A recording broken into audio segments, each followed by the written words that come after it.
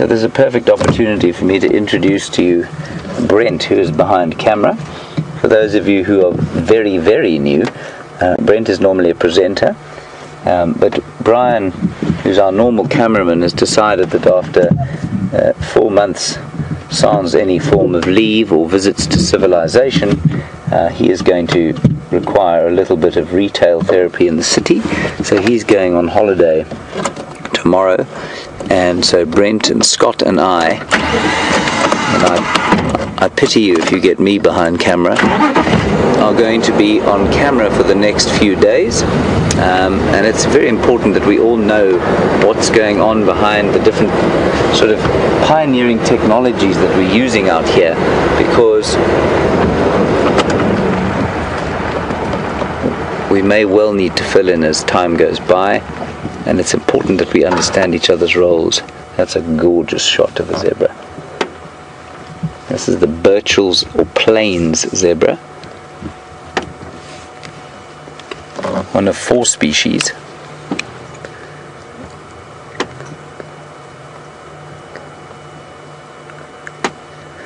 But the only one that we get here. When I was a guide, I was always amazed how people were astonished that every zebra had a different stripe pattern. I would have been far more astonished had any 2 zebra had the same stripe pattern.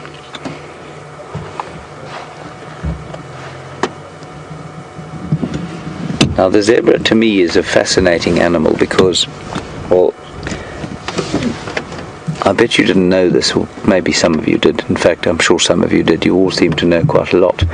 A zebra, they tend to harm more zookeepers around the world than any other animal. So they harm more zookeepers around the world than tigers. Now, it's hard to believe that from the butter wouldn't melt in my mouth expression on that young zebra's face. But there's an important story behind that, and there are a lot of people who wonder why it is that technology never developed in Africa the way it developed, say, in Europe. And you're staring at one of the reasons there, and it's quite a leap of logic to get from technology in Africa to that beautiful animal there. But the story in very brief terms goes as follows. All over Europe there were animals that could be domesticated. There was animals in Africa where they evolved with people who'd been throwing stones and sticks at them since prehistory. The ability to domesticate animals was that much smaller. In fact, it was impossible. You cannot domesticate, well, it's possible to domesticate or semi-tame a zebra if you raise it from a foal. But as far as domestication goes, the zebra, the buffalo, and most of the other animals here are hopeless candidates because they show a disturbing propensity to homicide, because we've shown a disturbing propensity to hunt them for millennia. And so without an animal like a zebra to pull a plough, things like the wheel don't develop, and from the wheel much technology develops. Anyway, that's in a nutshell why the beautiful animal you're looking at now has had an enormous effect on human history as we know it today.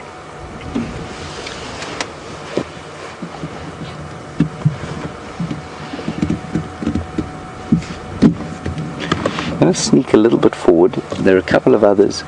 They normally live in groups or little herds, with a stallion at the head and his harem of mares behind him and their babies, and the others are off to the left.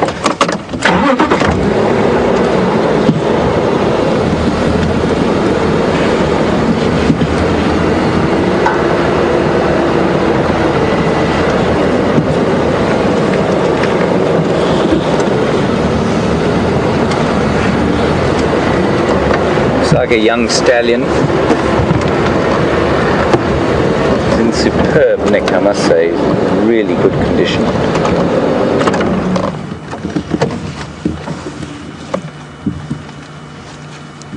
A fine rump, that is. Thank you, Mr. Zebra.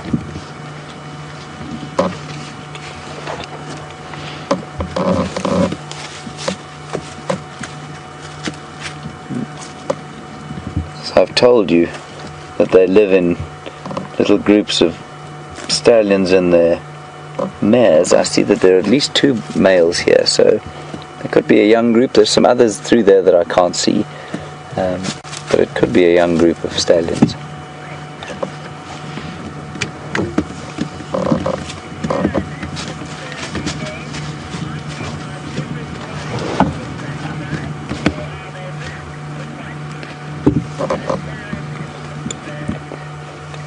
Sharon in Pittsburgh, welcome to our game drive this afternoon. You would like to know, possibly with tongue in cheek, if zebras are white with black stripes or black with white stripes. The answer, Sharon, is that they are neither. They are just black and white. If I was to choose one, I would say that they were white with black stripes, but if you scrape away the black, you find skin. So they're not in fact either. They're both. I think it depends on the individual zebra. He can be whatever he wants. Thank you for that, Brent. Don't worry everyone, I've tossed him off the car.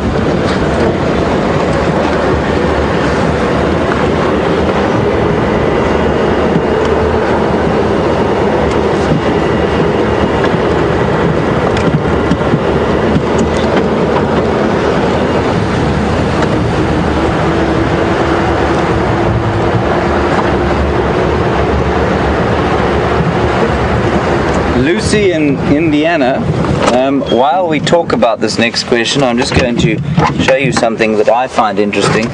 It is poo, so not all of you will find it interesting. And some of you, oh dear, my priceless pair of World War II binoculars.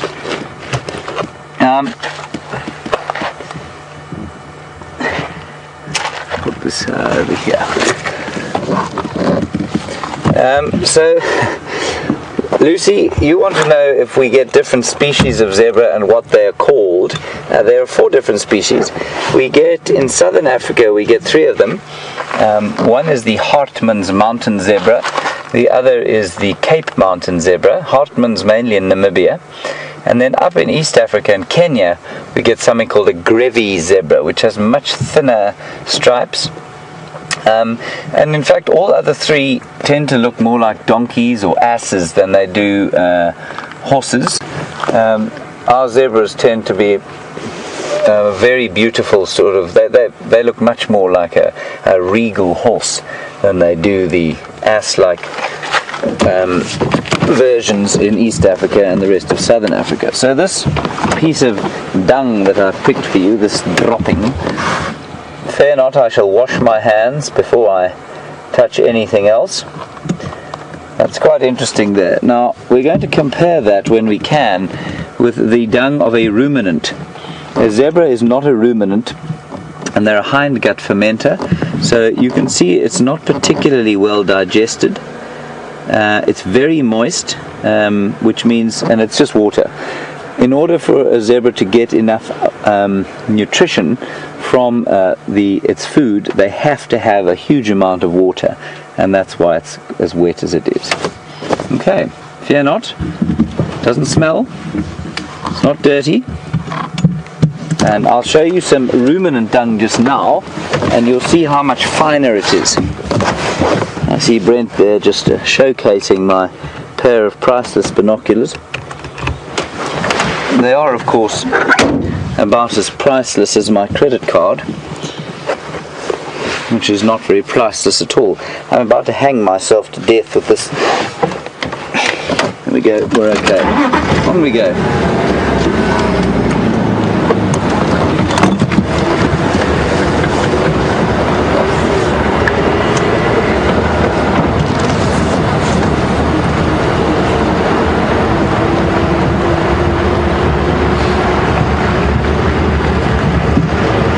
Vicky in Salt Lake City, Utah, you're probably sitting with a turkey sandwich as we sit here, given that it's around about your lunchtime.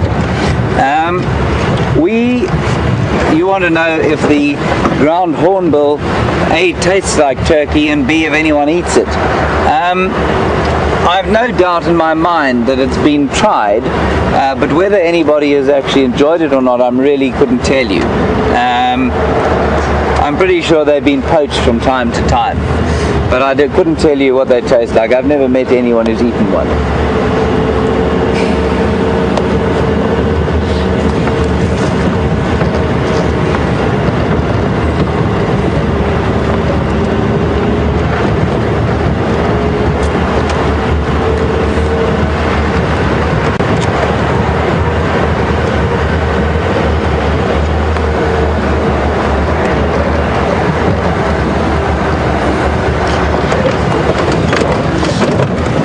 The ground hornbill and his friends, or her friends, have disappeared into the long thick bushels, and so we're going to continue looking out for the leopard. Again, I make no predictions or promises given our success rate in the last 2 days, and I think we'll cross over to Scott and see what he's managed to find. I'm not sure where he is at the moment.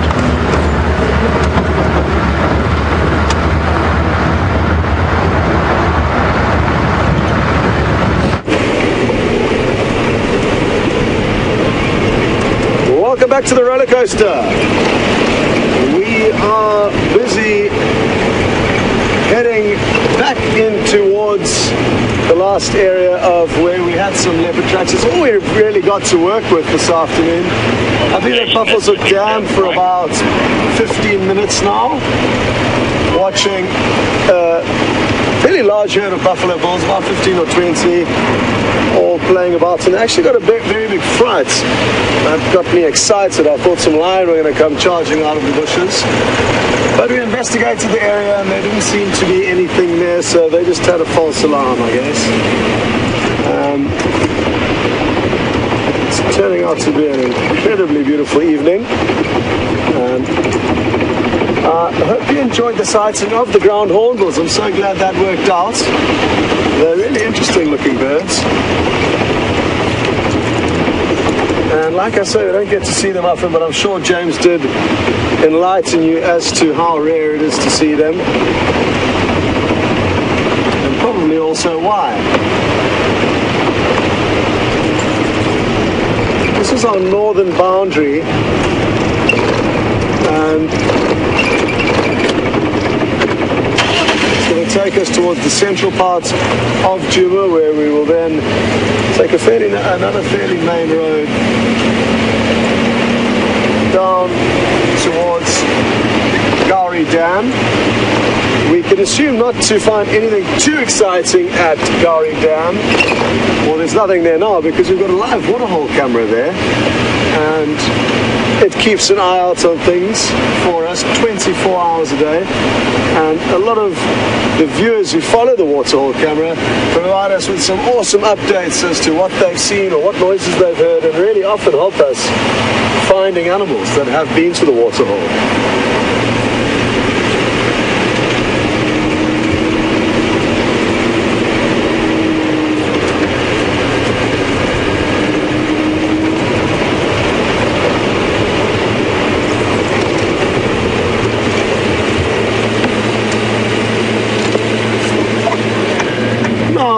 I can almost assure you this is a false alarm, but I cannot resist the opportunity to understand what has been happening on the roads at night.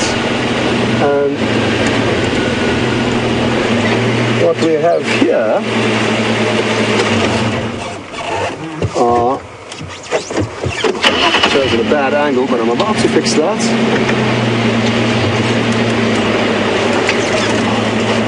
I think.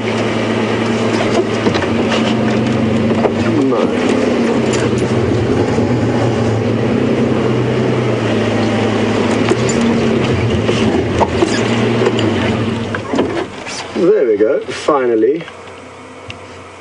There are the pads and toes of some hyena that have walked along the road at night. And hyena's tracks cover most of the roads. There's some clearer ones.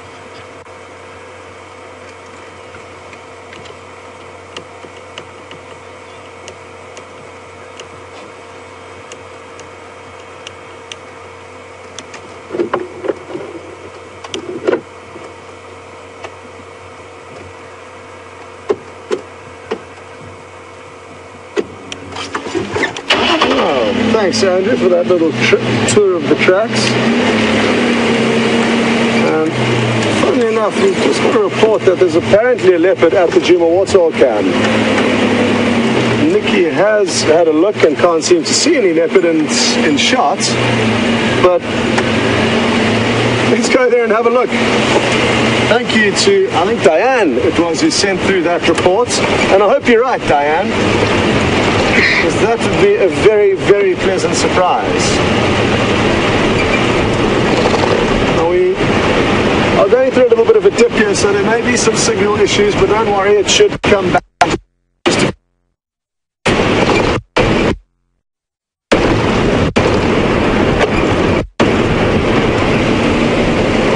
Well, I hope you're still with me after that little dip. Okay, well, would you believe it? There's more messages coming through saying that there's a leopard at the Djuma waterhole. And you will notice I have increased the speed of the adventure. And that's a necessity. If that leopard starts to move now, there's a lot of thick bushing on the camp, and it could very quickly disappear.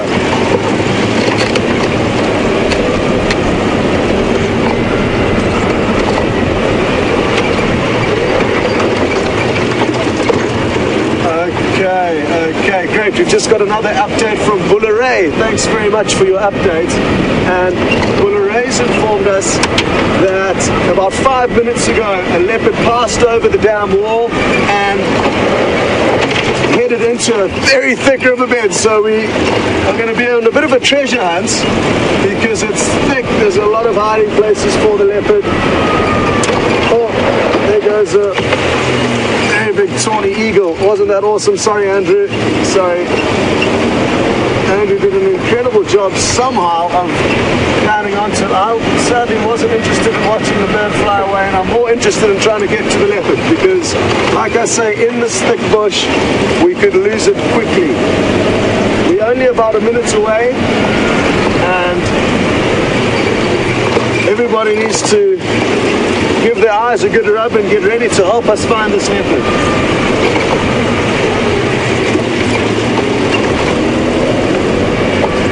Well, would you believe it? Just minutes before I said, well, we can expect there to be nothing happening at the Djuma waterhole, and lo and behold, the messages came through minutes later. And again, a huge, huge thank you for those messages. Because without those messages, we wouldn't be nearly as excited as I am now, that's for certain. Andrew also does have a big smile on his face, but he is hanging on quite dearly. It's a little bit bumpier on the back. I'm nestled into a comfortable seat here, whereas Andrew does not have the same luxury.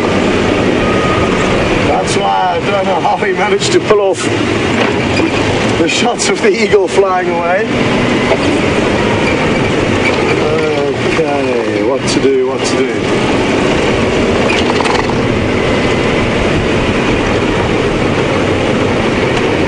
I think what we're going to do is we're going to actually head to the dam wall. It's a really good vantage point to see down into the riverbed.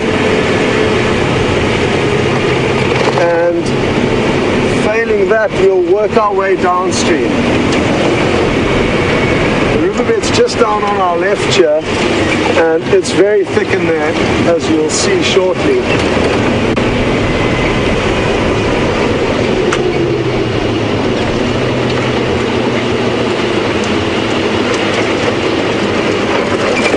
Sorry, Andrew.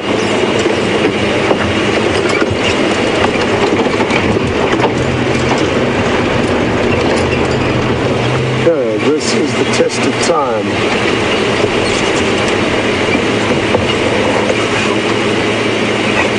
Somewhere down on our left is where this leopard is headed. Now it's fairly open in this initial part, but it thickens up quite drastically.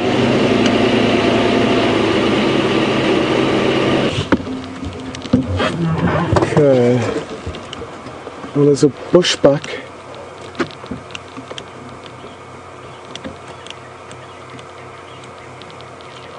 Oh, I can hear other alarm calls. I can hear other alarm calls. We need to get out of here and we need to get back up onto another area. What's going to be our fastest way? Probably the way we're going. The alarm calls are up in that direction, but we're going to have to go all the way around. So hold on. Apologies for the backwards and forwards, but great news. And luckily we stopped for that pushback, and it's a great example how stopping and listening can help get you to where you need to be. Okay, squeeze tight here. Oh, this is going to be risky. Watch out for buffalo thorn. Sorry about that. We're out of here. Okay. It was either in Yala or other bushbuck that I could hear alarm calling. It's a dog-like bark. And what may have happened is this leopard may have snuck over this side of the dam wall, and I'll show you as we drive past. There's a small channel where he may have moved up and not necessarily down into the riverbed, and that's this little channel here. He may have taken a pathway up to where my hand is now, and he's somewhere higher up.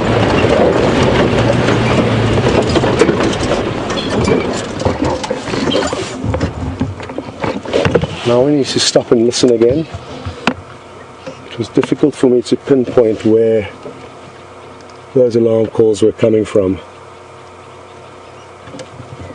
And even though the kudu or nyala or bushbuck, whatever it was that was barking at this leopard, may not continue, but other animals may. Franklin, monkeys, a lot of small birds will harass even leopards.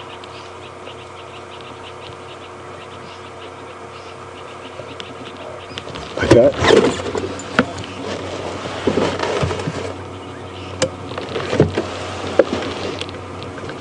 I heard one call.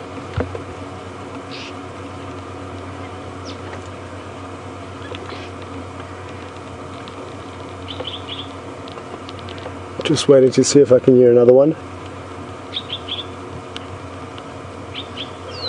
As you can see, it's thick in there. But let's go. It seems up to our left, so interesting. He may have walked up here.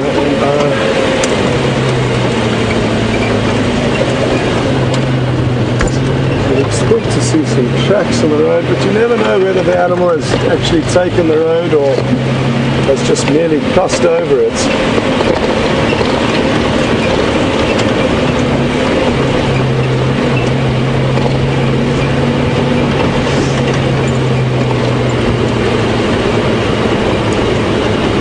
Oh,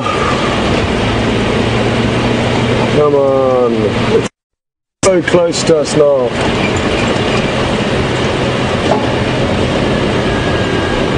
Where?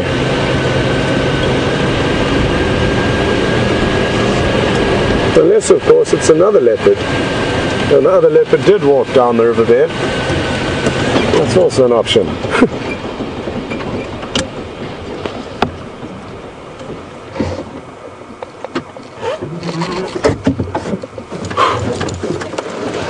Well, sorry about the hasty trip to get here. For right now, nothing. But at least we did hear those alarm calls. It was somewhere in this area. It's a little bit difficult though, because one of my ears is blocked with an earpiece. So I can only hear out of one of my satellites at the moment. Only one of my receivers is working. And I couldn't quite pinpoint where the call was. I found Karula lying at the base of that dead stump that you would have seen as Andrew panned down. Oh, keep quiet.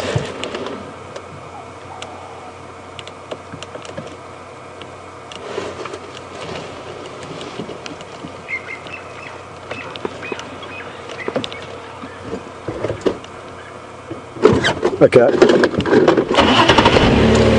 Heard another call, I'm fairly certain, and then some Franklin flying up. And flanken will make that noise when they do get clutched or scared by an animal like a leopard.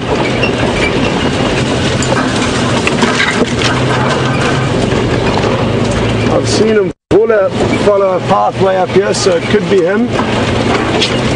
That's moving through one of his fairly irregular pathways, you could say.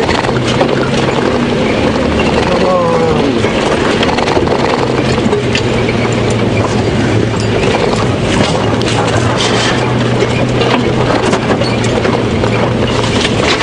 The question is, how far do we drive before we stop and listen again? These are the questions I'm asking myself while I scan the likely areas. We've just seen an impala, which makes me think that the leopard has not yet got to this specific area. And who knows, he may be watching that impala that you can vaguely see in some thick vegetation off to our left. And what I'm going to do is I'm just going to turn the vehicle around. It's a beautiful, beautiful sunset, and we can enjoy the incredible colours. We've just missed it, so sorry about that, but we will be able to enjoy some beautiful colours as again we stop and listen.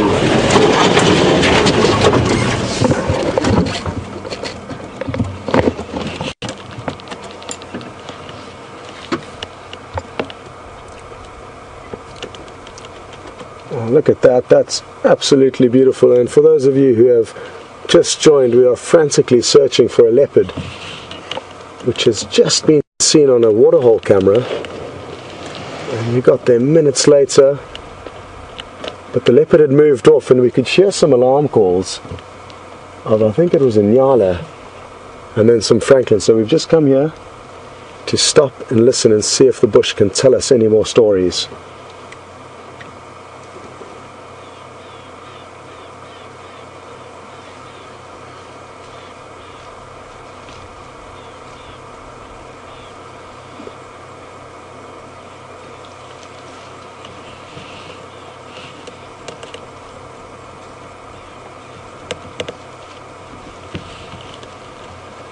An impala is listening very intently, and quite useful for us to be using a wild animal with very heightened senses to help us find this leopard. The impala will either run off or alarm call, or both, if it detects the leopard, and that will help us to know that the leopard is here. Failing that, keeping quiet will help us listen and potentially hear other animals that detect the leopard. Or ideally, we just hear the leopard calling itself. That's also a possibility.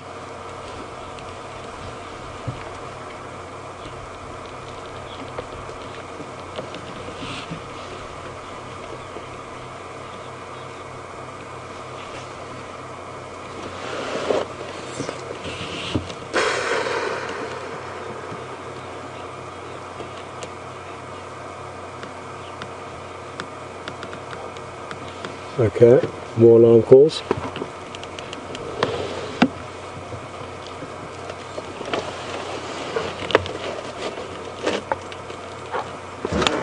Okay, I hope you can hear those little barks. That's the bark of an Nyala.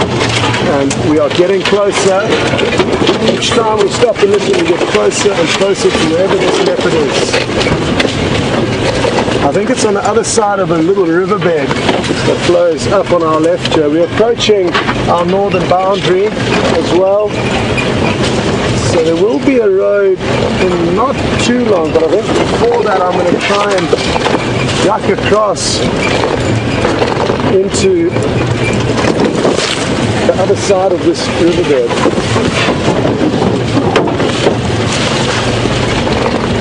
And I think we are closer than I expected, so I'm just going to get onto a firebreak road, and I'm feeling confident. Things are really looking up. By getting closer and closer each little time,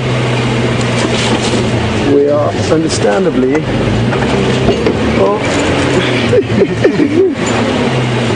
That's not going to work. We won't force that issue. I'd rather just go around.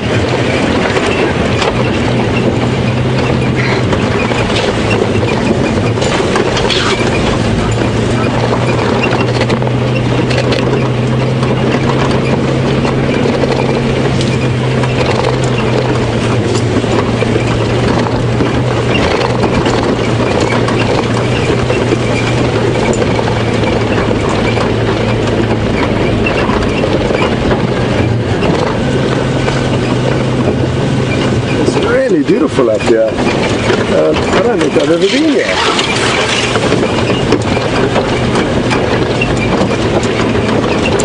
So to watch out, there's a few holes. So basically now, just to keep everyone in the loop, Kudu, or Inyala rather, I think it is, alarm calling somewhere down to our left. I'm just trying to take the path of least resistance to get there, and also factoring into the equation that this animal is moving. The calls keep moving further and further north, which means we have to keep moving further and further north. So now we've actually looped ahead of where I think it is. Oh, sorry, all good. And then we're going to stop and listen again shortly.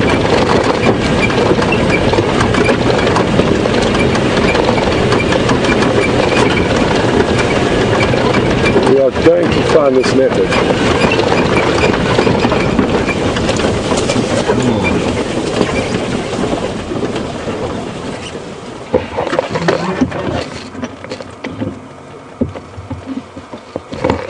Okay, so again, it's time to enjoy the scenery. Put on your patient pants and wait for the leopard to come to us.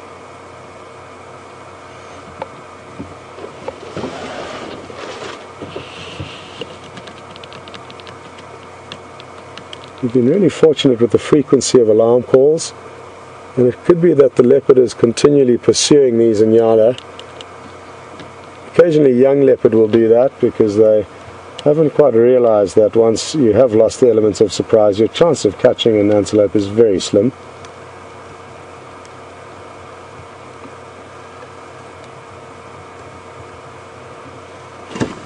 Just going to call on the radio.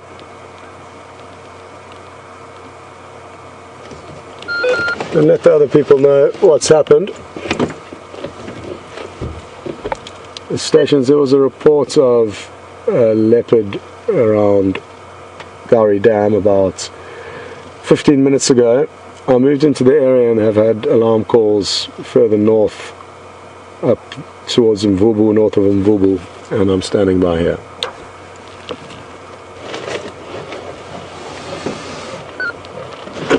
Can you hear the leopard? He was calling right here. I hope you heard that. It was a soaring sound, a rasping, and he is close. But where? It's so thick.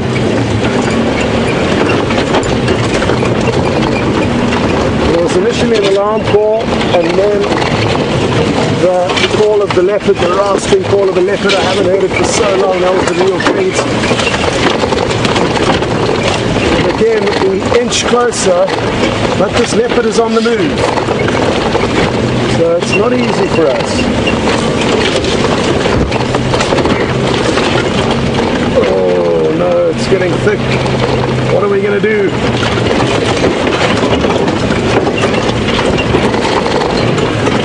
Now, as I'm driving along here, I'm choosing very carefully which trees I do and don't drive over. Some trees are more likely to snap and break than others. Most of them just pop back up. Others that we also don't want to drive over are the ones that give us punctures. Some really hard. Oh, there's a biker running off. Excited. Now, yeah, that's the same biker.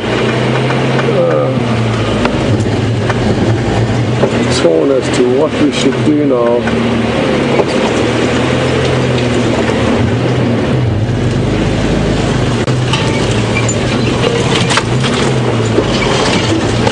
As I'm driving through the quick bush trying to choose partners, it's also a little bit difficult for me to remember exactly where the noise was actually coming from. So that's something that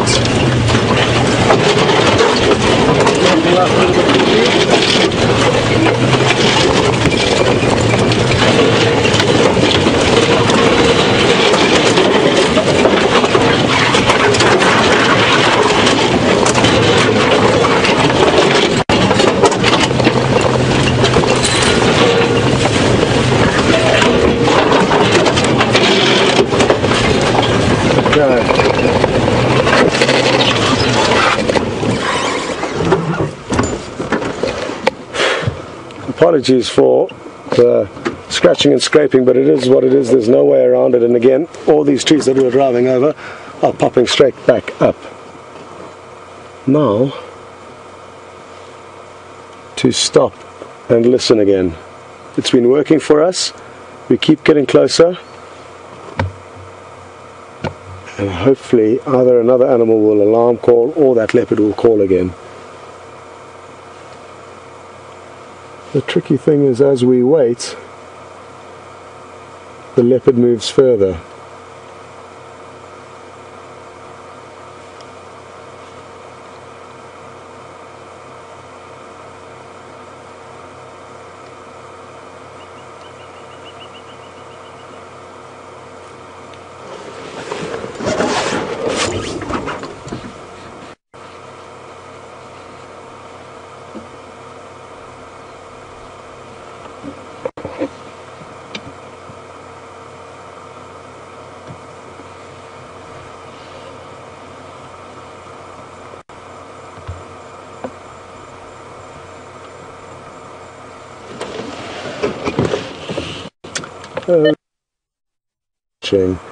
Buffalo's a cut line fair between Mvubu and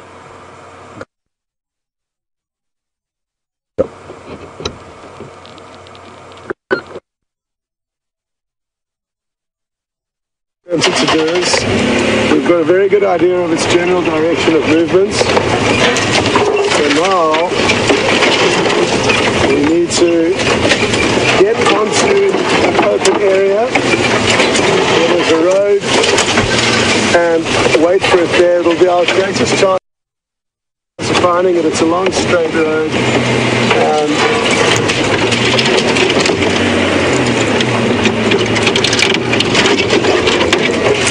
if and when it crosses over, we have got a greater likelihood of seeing it there than anywhere in this thick bush.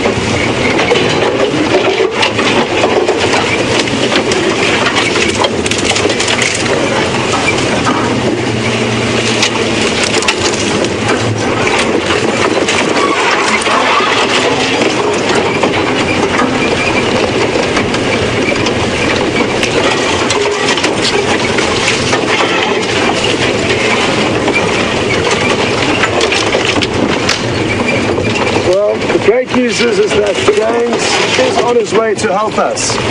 So he's going to come along Buffalo's Hook cut line, and we'll hopefully meet him somewhere midway between Mvubu Road and Dari cut line.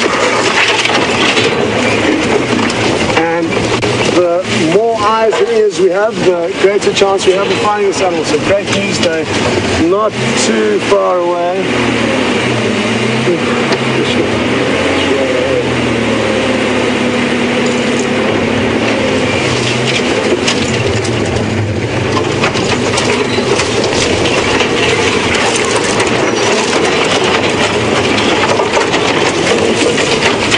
So Jigga, on a leopard hunt, and this car is thankfully doing a great job of getting us around.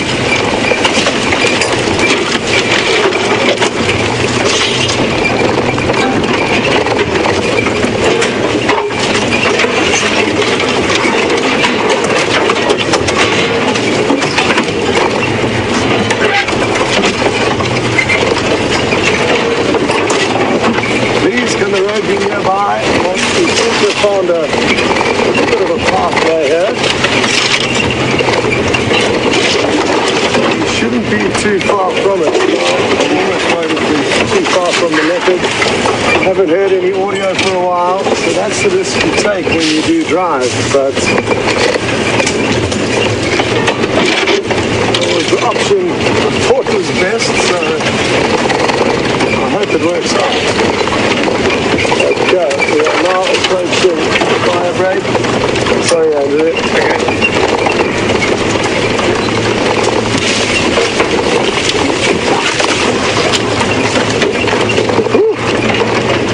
Open road. I'm looking forward to this.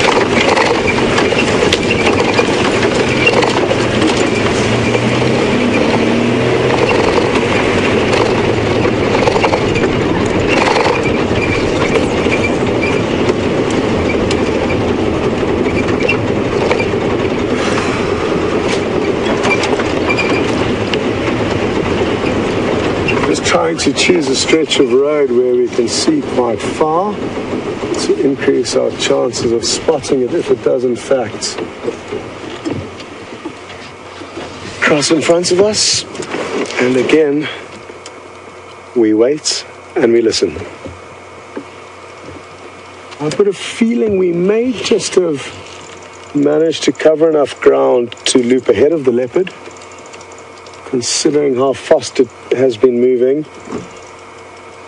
From the rough calculations we can make from the alarm calls that we've progressively heard move further and further north. And we got really lucky in that we heard the leopard actually vocalize. And they typically can almost get into a vocalizing mood or a communication mood. And therefore we could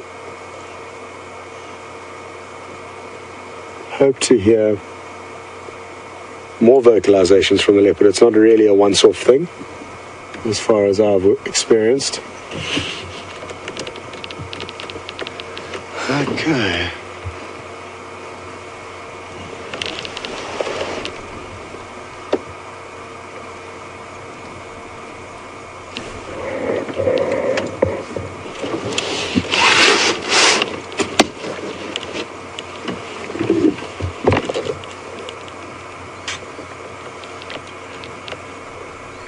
Well, I think it may be more fun for you to jump on board with James as he makes his way into this area. And that'll also allow me to just take out my earpiece. Oh, look at that moon. Beautiful work there, Andrew. Yeah, station's music highest echo. I was busy looking for, apologies for that transmission. I was busy looking around for the leopard, and then I looked into the monitor and there was that beautiful shot of the moon. Anyway, jump on board with James, and that way myself and Andrew can listen, and hopefully we'll hear some more alarm calls and get closer to this leopard. We'll see you later. Everyone, welcome back to Wendy. Wendy has been particularly recalcitrant in the last little while. We saw an elephant bull, which unfortunately you didn't see because we lost our signal, and we've given up in the area where we were searching for Shadow and her cub in order to come and help Scott try and find this leopard here. We're not too far from where he is at the moment, and we're sort of going to do a loop around and see if we can find him and link up, and perhaps we'll be really lucky and see this leopard. I believe somebody spotted it on the at the dam cam. Can you say that? And if you did, I'd love to know which leopard it was, because I'm obviously a bit inexperienced in these matters at the moment. Otherwise, keep a lookout through your screens and shout if we miss anything.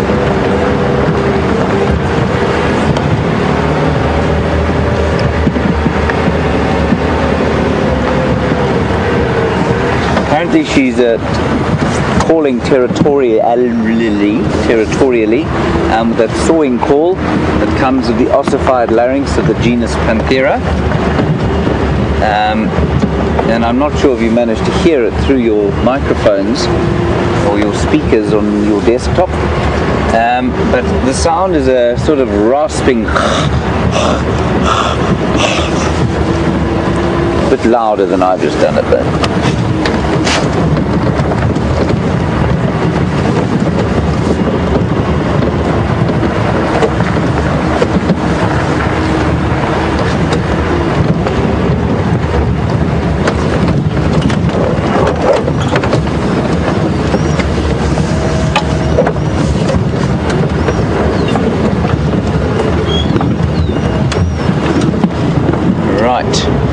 Scott said slightly further over east than we thought, so we're heading that way at high speed, or as high a speed as we can.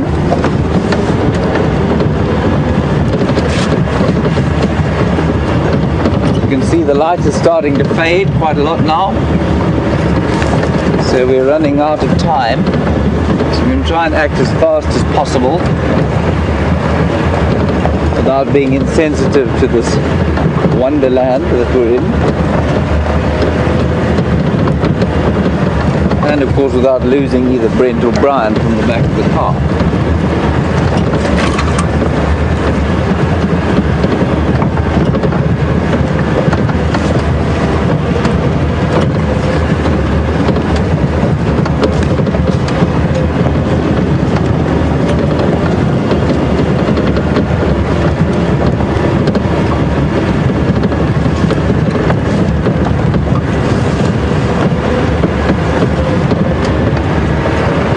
In Ohio, thank you for your question and welcome to what is now the evening game drive. You want to know if a leopard that is calling like it is would in fact be hunting. Sherry, no, it wouldn't be. The reason being that obviously anything that it was trying to hunt would know that it was coming before it got there. And so when they're hunting, they're very silent. But when they're marking territory, then they make the noise. So the main reason for the noise is to let other leopards know that, you know, this is my spot, don't come here.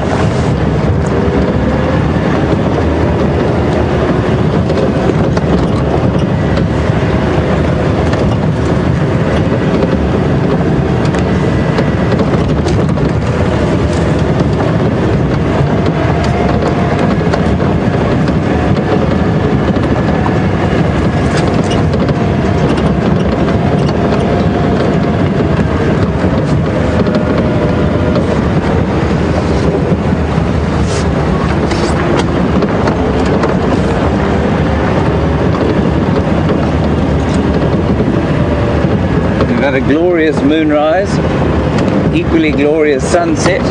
Whoa, not such a nice drive.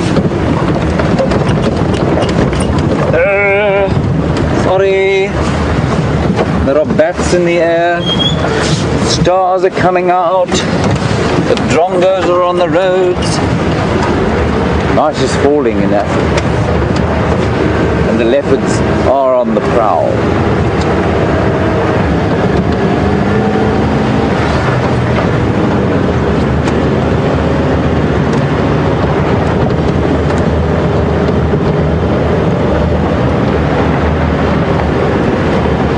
So this leopard is apparently walking in a northerly direction, so we're basically heading in an easterly direction now.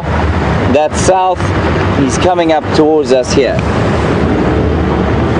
Hopefully pop out just over the next ridge.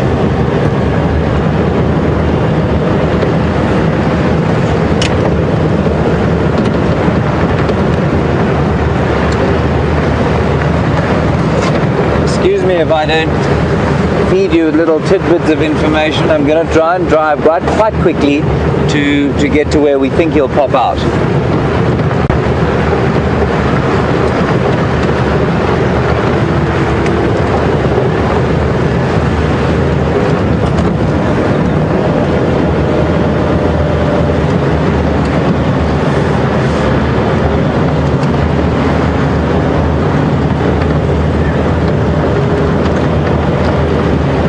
The bush is covered in glorious golden light at the moment. The light that you're seeing on the camera is pretty much what we've got going here. So it's a really nice, comforting, golden feeling.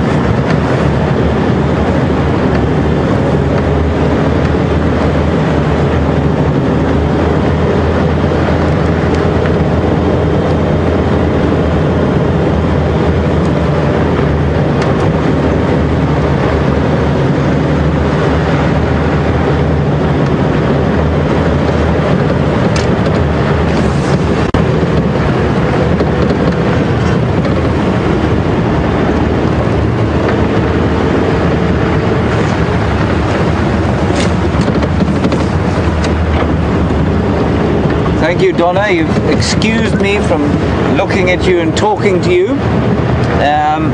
while we look for animals.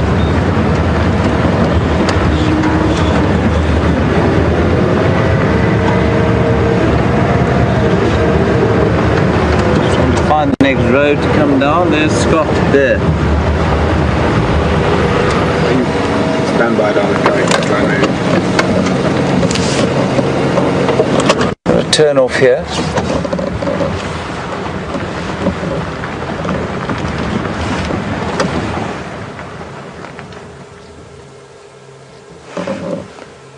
Have a listen.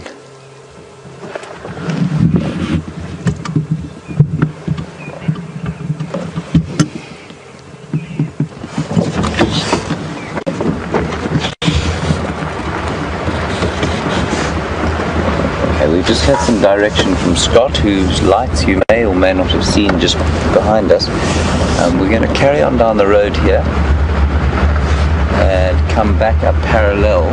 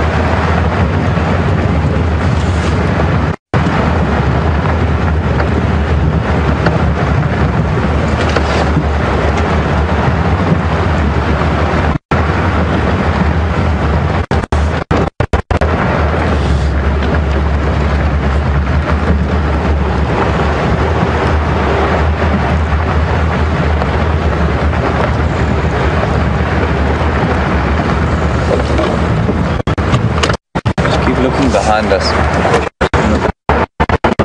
Behind us, wander off.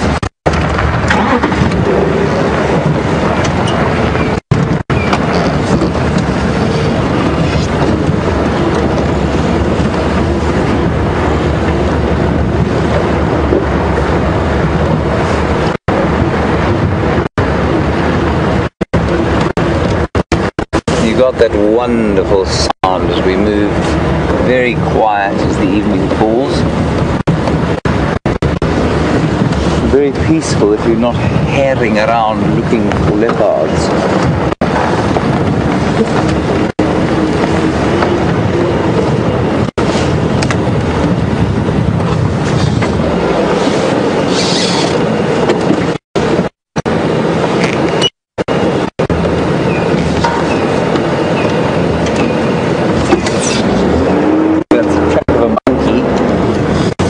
To tell in this light, obviously.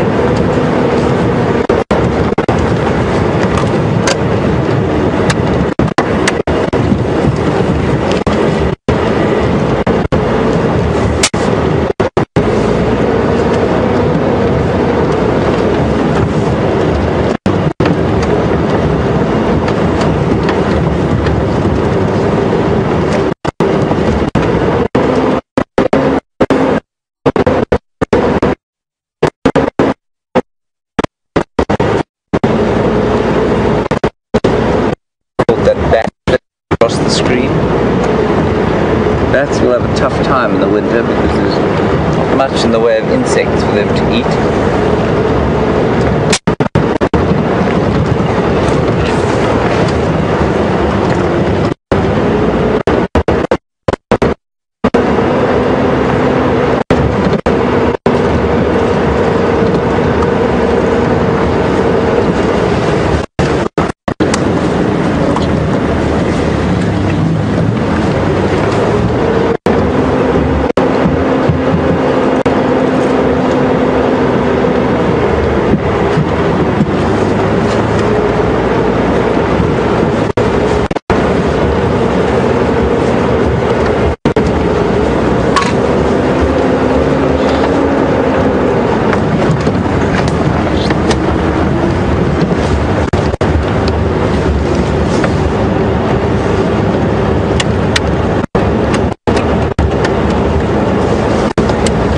there's Scott up in the headlights. I'm not sure if you can see him. You may see the outline of his vehicle. Leopard hunter extraordinaire. So we'll hatch a plan, and then I'm going to leave you with him as we carry on.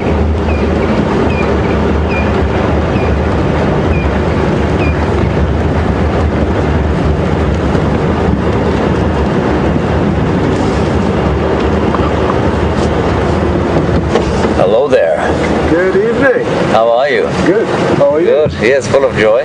Good. Yes. What's the update? The alarm calls were steadily, all in Yala were steadily moving north, kind of following that drainage that runs up from the dam over Mvubu Road. And it sounded like it was slightly more west of that drainage, or the source of that drainage. Okay. And then we heard him vocalize once after an alarm call, but he'd been steadily mobile north. I thought he was going to pop out somewhere in front of us. Okay. But we haven't heard any alarm calls since we've got here. The last time we were probably 500 meters south of where we are now. All right. Should we just do a kind of I think so. loop around? I think that is a good idea, sir. Okay. Hello, everyone. Right. On we carry on, and we're jumping onto your vehicle. Okay, well, jump on board and we will see you later. See you later. Your vehicle. Okay, well, jump on board and we will see you later. Later. Well, thanks for jumping over to me, and we are going to maybe spend 1 or 2 more minutes listening.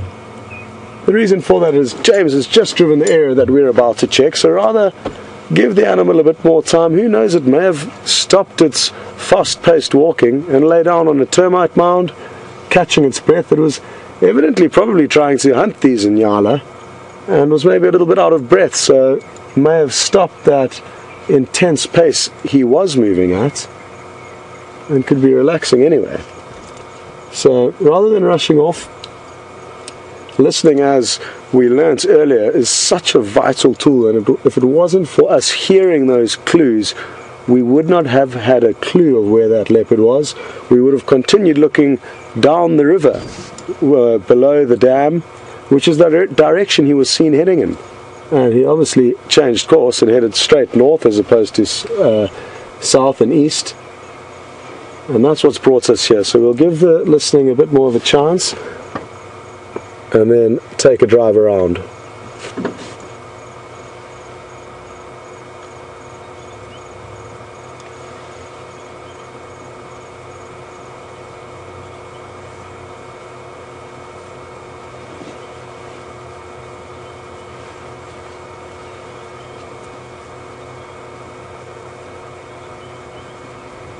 Well,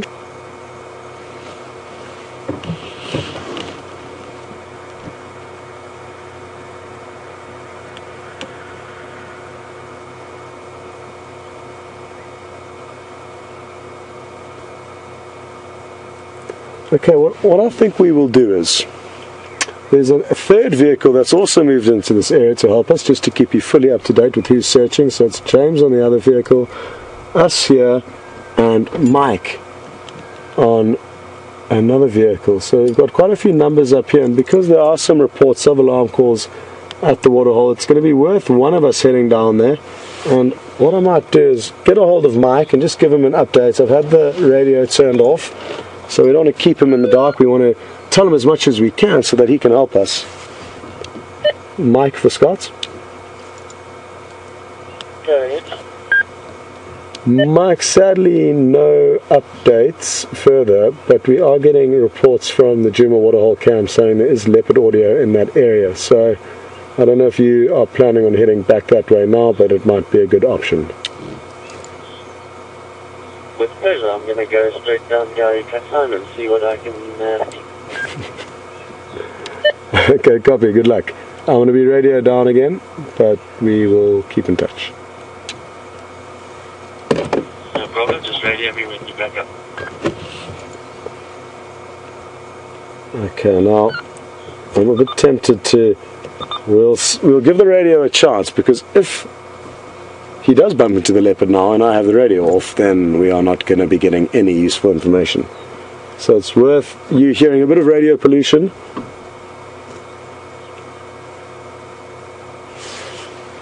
In case Mike gets lucky, and as you may have heard, he is heading straight to Gowrie Dam very kindly, and again just increasing our chances by having more people fine combing this area. It's incredible, after so much excitement and so many successive alarm calls, moving, stopping, listening, moving, stopping, listening, getting more clues, getting closer and closer to dead silence, which is what we're experiencing now.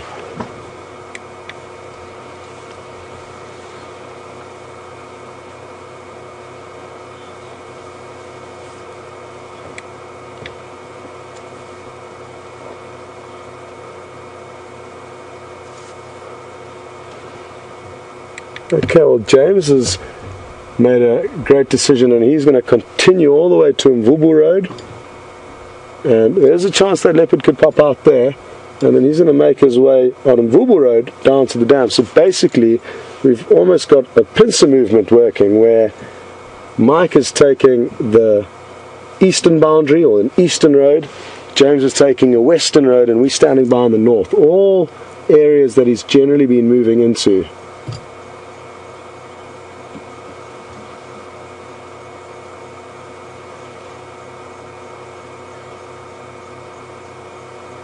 Well, I wonder if while we wait, Andrew can maybe take you on a little trip to the moon. It really is a beautiful evening.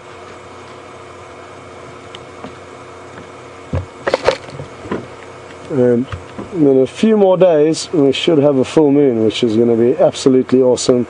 It's one of the greatest things, driving around after dark under a full moon. You don't need to use any headlights. And it's a really magical experience. Even on a night like tonight, even though the moon isn't even close to full, there will be so much light given off from it that we could drive around very easily without any lights.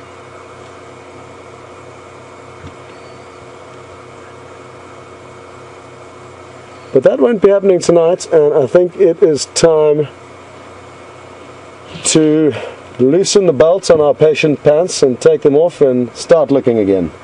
We've been here for quite some time now. We haven't heard any audio. So let's carry on and go and have a look around, see what we can find. The leopard could be anywhere by now. Like I say, he could be sleeping, he could have continued moving a long distance. And even though we do have 3 vehicles here, it's a large area, and there's gaps where he could have crossed over this road that we're on with none of us seeing him. So with all these variables in check or in place, and the fact that we have been sitting here for a while and I'm getting a little bit restless, I think it's time to continue. So, let's go.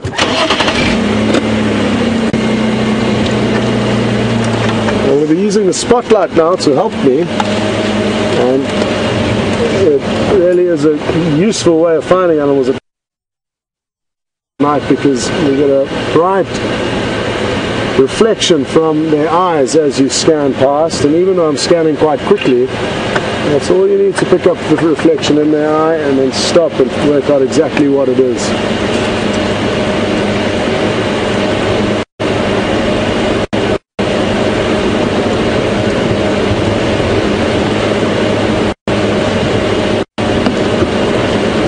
Okay, well, while Andrew and myself continue the search for this leopard, jump on board with James and see how his search is coming along, and we'll catch up with you a little bit later.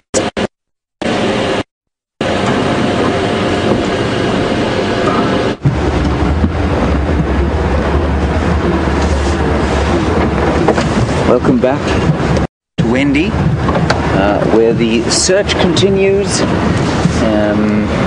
with the same level of success as it has for the last 3 days. We're going to go back we've headed back to the dam because some of you have mentioned still hearing sawing from here, and we're hoping that might be the case. I'm going to go onto the dam wall and switch off, and then we're going to have a listen and see what we can hear with the slightly more accurate microphones that we have on the vehicle.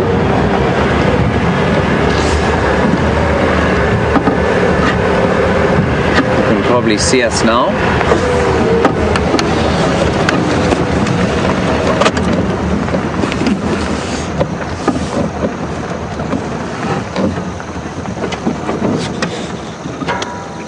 So, fantastic spot from whoever is watching all the different cameras at the same time. I believe you had a shot of the leopard right where we are now. Elusive fellows. I would love to know which leopard it was. We're thinking perhaps Mvula. Would have been great to see him ourselves. So now I'm just going to let you sit very quietly for the next, say, 30 seconds, and let's just see what we can hear.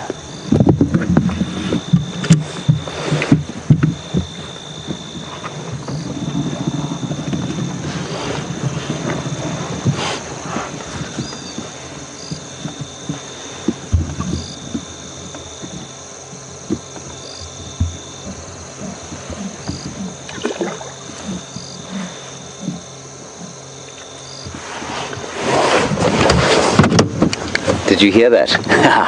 Okay, he's calling. I don't think he's moving too far.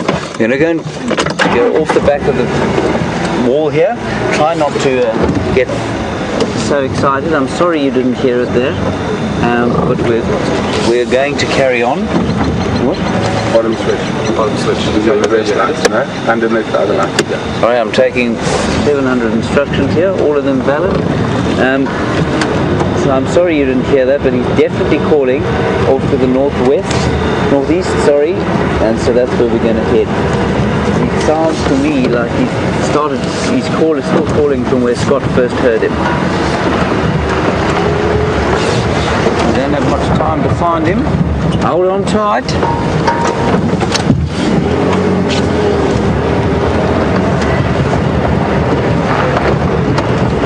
What do you think, Brent?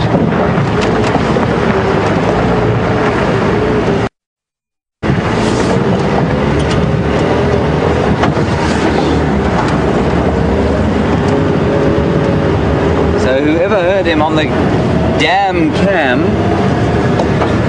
you're a genius. You have super ears.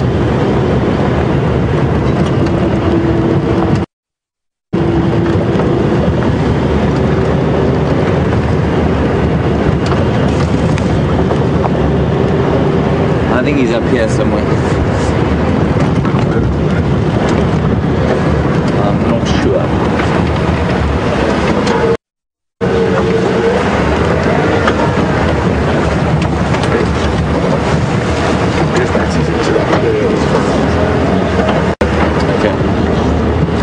Just have a quick listen up here.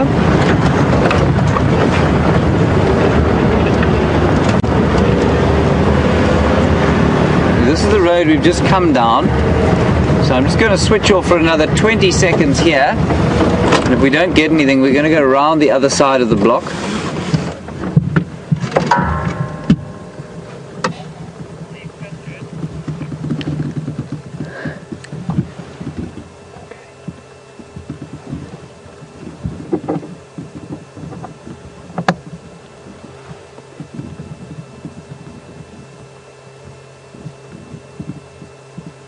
Okay, I've got nothing now. We're going to turn around. I'm going to drive at quite a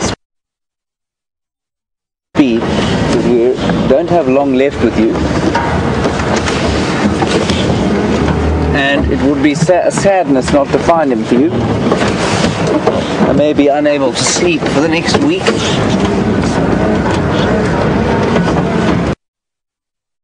That's not actually true.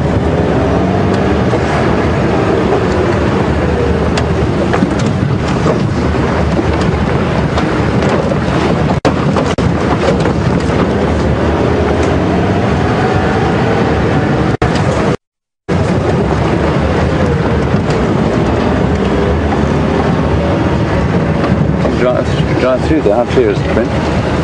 Okay, we're going to go and take a chance and go bashing through the bush there. The lights on. Dentures out. Here we go.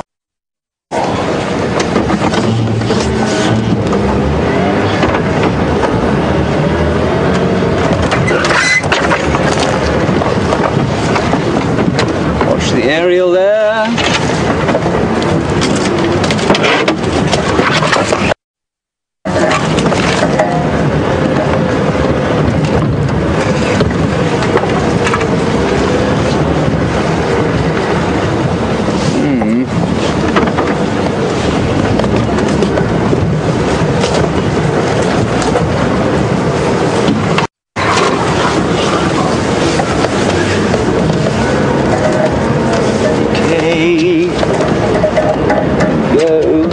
Drainage line to our left, could be in that drainage line. I think that's what Scott's original thinking was.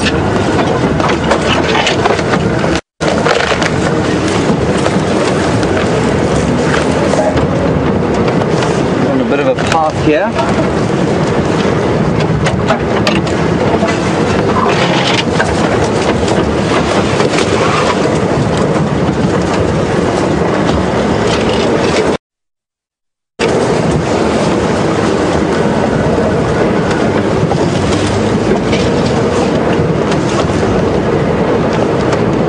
Careful about where we drive.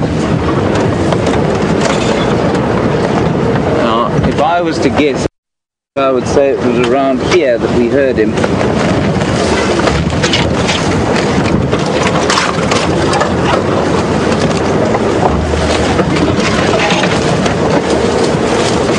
I wouldn't bet me bottom dollar on it though.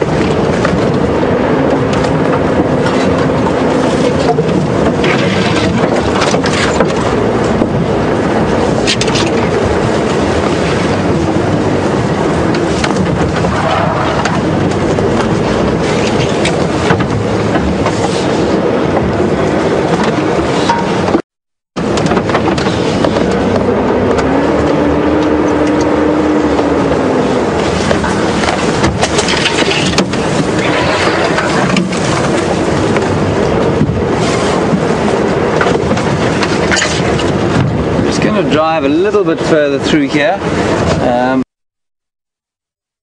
until we can't move anymore. We'll stop and have another listen, and then I'm afraid we're going to lose you.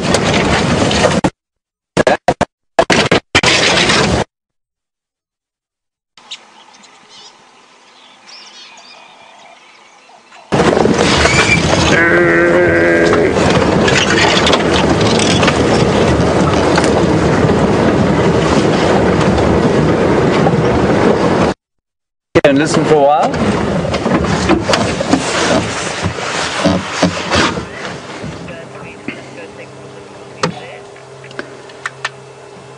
It seems you lost me for a little while. Fear not, I'm back.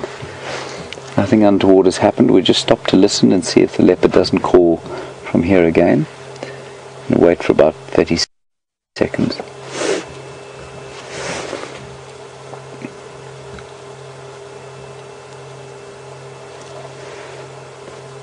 I think we're pretty much following the road that Scott took initially.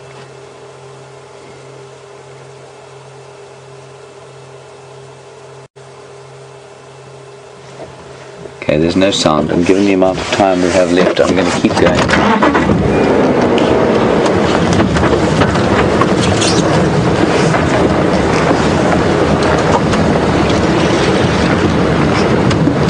Take some fairly spectacular driving to get through here.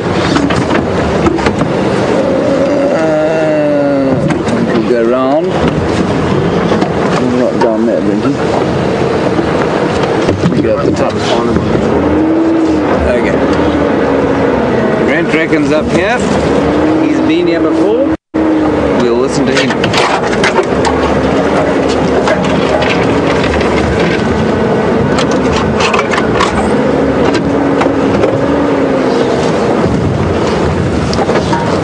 Get through there.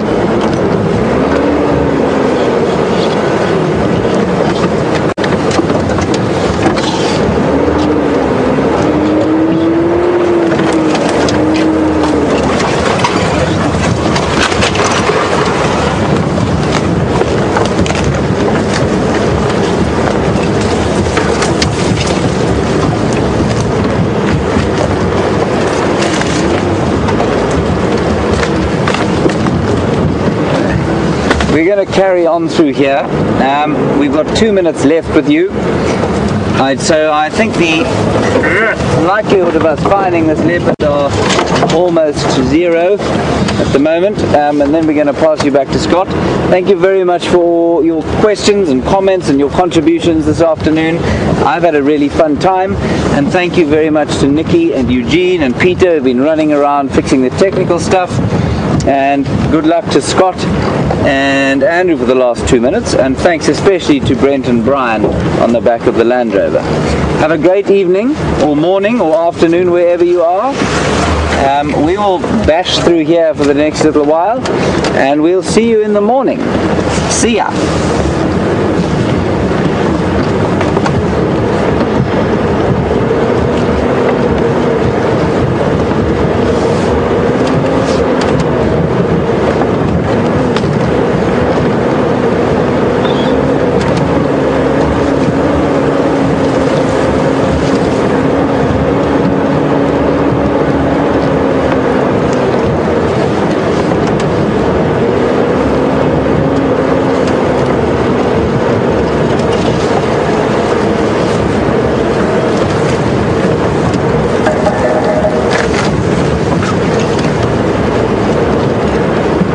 I believe you're still with me, but now this really is goodbye. So we'll see you tomorrow. Thanks for joining us. Thanks for the questions and contributions, and please come and join us again tomorrow. Probably best I look forward. Bye bye.